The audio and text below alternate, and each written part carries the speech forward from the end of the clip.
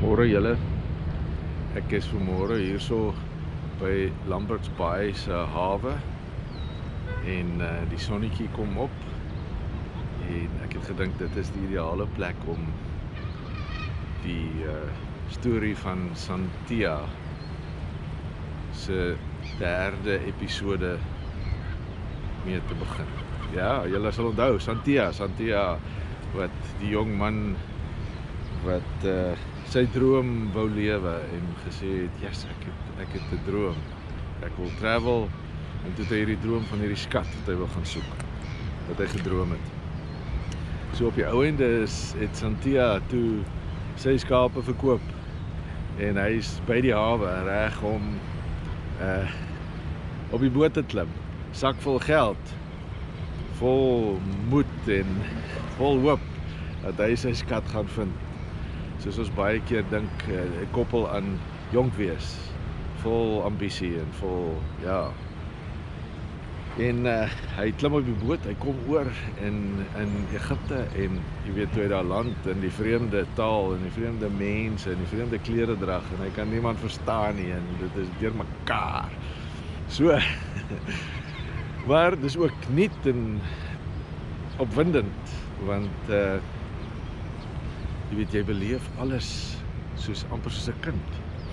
Dit is 'n nuwe wêreld wat vir hom daar is. So hy stap daar rond en kyk wat daar is en hy sien toe 'n plekkie soos 'n tipe van 'n eetplekkie en hy dink hy's vreeslik dors.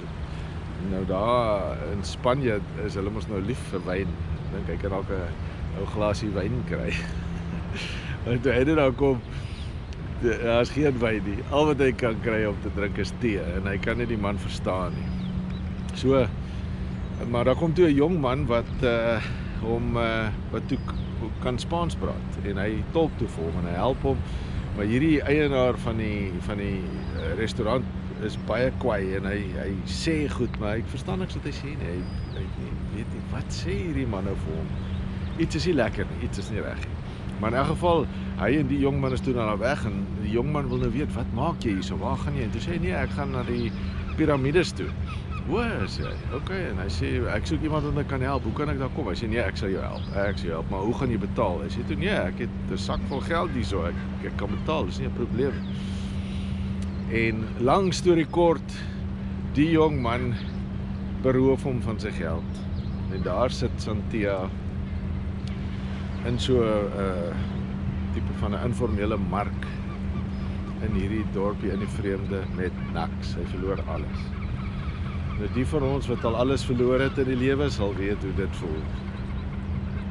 Die van ons wat al mense verloor het sal weet hoe dit voel. Daai verlies, daai totale disillusionment. Ek weet nie wat die Afrikaans daarvoor is nie, waar alles net smelt en jy voel jy alles loop weg en jouself te skoppie by mekaar vee om net op te staan.